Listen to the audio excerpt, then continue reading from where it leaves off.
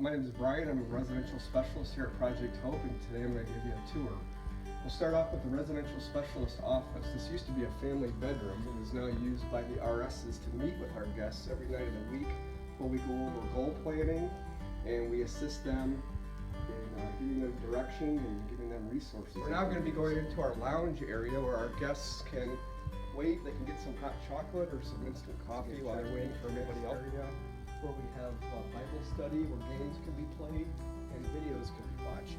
In the lounge area, our guests have complimented us many times on how comfortable it is in here. We have some nice, comfortable furniture and some tables where they can spread out play chess or cards or do crafts and watch DVDs. And it's a nice area where a lot of good discussion takes place. We'll now go into our check-in area where our adults are checked in. 6:45 p.m. our guests are dropped off by Lake Tran, and starting around 7:15 we can start bringing our guests in two at a time. The residential assistant would be behind our tables. Everything that the guests have to check in would be in our totes, in our baskets. The RA would go through these. We're taking cell phones and medication, and we'll be locking those up in our supply room after check-in is over. The residential specialist would actually be standing behind the metal detector. In order for our guests to make it in through check-in, they have to clear the metal detector. All pockets must be empty, no open beverages are allowed in, and we're making sure that everything that our guests want locked up that evening is secured for them. After cell phones and medication and any other valuables are gathered, they're locked up in our supply room. Each guest has a tote, and it's the RA and SOS's responsibility to make sure each person has their items locked up in their tote. Then they can retrieve those items later. We've received a lot of Valentines in the mail in the past few days. You can see them. They're on doors, they're hanging all over our buildings and our walls, and it's great how many Valentines we've received. It's really putting a nice spirit into our family rooms on the family side and along with our adult side. We'll be going into the men's dorm. Each individual that comes in is issued a tote. In that tote is a fitted sheet, flat sheet, a pillowcase, and a small Ziploc bag with some basic toiletries. Each male that comes in can make their own bed, then they can have that tote to put their own personal belongings in. Before each man leaves in the morning, he is responsible for making his own bed and keeping his area tidy. Our largest population here are usually adult men, ranging anywhere from 18 years old. We've had some gentlemen here as into their early 80s before. Our latest addition onto the men's dormitory is the room that you see back here, which is part of our addition last year. The space really fills up pretty quick. Over here we predominantly have more men than we do women, and we have lots of room in here for men. Leaving the lounge area now, we'll head through this door, which used to be an emergency exit off the women's dorm. And we'll head over to the new side. Everything beyond this gray door was a complete new addition. Starting with our laundry room, we have 2 sets of washers and dryers in our laundry room. Our overnight residential assistant will wash bed sheets, blankets, pillowcases every night. We average 8 loads of laundry per night, which add up pretty quick, especially when we're stripping beds as often as that we do. The intake office is next. This is where our guests come in with an intake specialist. On their first night of arrival, they sit down and our intake staff member will assess what our guests' needs are. They'll find out where they're coming from, set them up with some initial goals, and connect them with the proper resources. More Valentines on this side, as you can see. We're now coming into the women's dormitory, and each woman that comes into Project Hope is also issued a tote. You can have up to 2 totes for each guest. Each woman is responsible for keeping her area clean, making their beds before they leave in the morning, and putting their totes up on the bed. There are chores that are issued in the evening and in the morning for each guest.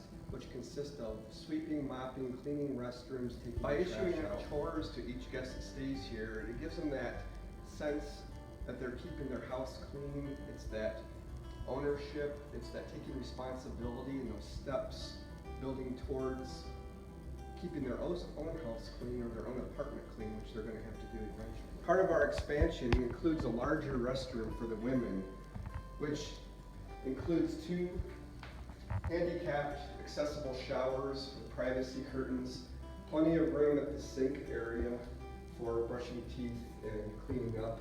And this is also part of the chore list every evening and every morning, as this is swept and mopped and kept clean. And a lot of compliments are coming forward from the women about how much space they have in this new restaurant. Continuing down the hallway, we'll go into the dining room, which as you can see is very spacious. Enough room for everybody to have breakfast and dinner. Behind me is a mural of a tree that was painted by the Fine Art Association in 2015. And each hand on this tree represents a member of a family that stayed in the family's moving forward side.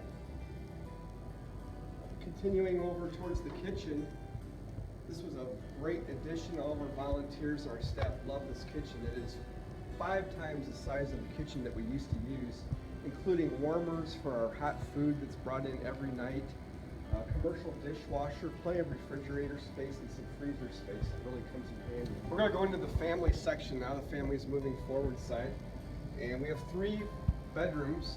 We'll go into bedroom number 1, where a mom and her 2 teenage daughters and a younger son are staying currently.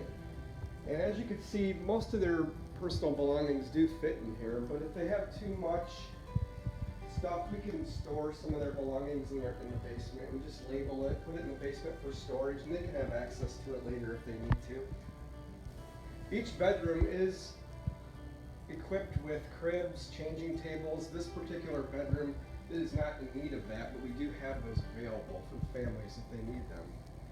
Coming back out into the hallway, we can go into the living room section, which is a very comfortable setting for everybody. A lot of good discussion takes place over here. Bible study, we have homework being done Monday through Friday. The kids can play Wii, the kids can enjoy a DVD, they have all their homework done.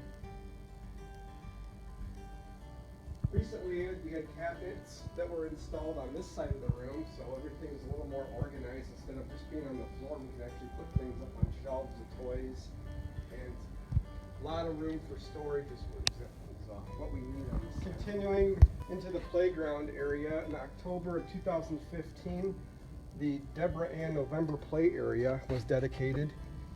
It has a nice rubber ground to it, which was poured so in case the kids were to fall down, they would not get injured too bad. A lot of basketball was being played out here in the summertime.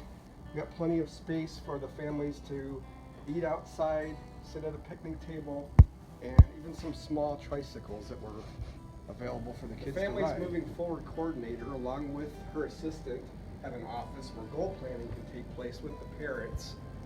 Continuing down the hallway, we have 2 full bathrooms and 2 more bedrooms for families to stay, which lead us directly into the intake area. Now the families have a separate entrance. They're on an entirely different schedule than the adult side. There's separate parking, there's a separate entrance, as you can see. No metal detector on this side, but we do have a wand where we can detect any metal in anybody's pockets, or we can check for any weapons. We have a bulletin board on this wall where all the kids can display their art, as we have activities programmed and planned just about every night. We also have a board which indicates the weekend schedule and the weekday schedule. So starting at 1 p.m. during the week when the families arrive, they go through check-in of a snack. Homework is then done with volunteers, assistants, and different activities are planned for different. I'd like to thank everybody for coming to Project Hope today. Hopefully in the near future we'll be able to take everybody on a tour in person where we can actually walk through our facility. Due to the cold temperatures, we are staying open today, so instead of our guests getting up at 5:45 in the morning and getting on the bus at 6:30 to leave our facility. Everybody's going to stay here today.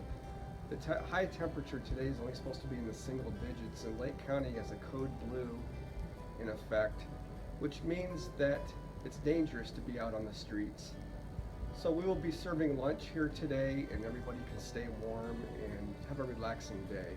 So thank you again, and we look forward to having you back so we can all go through this in person.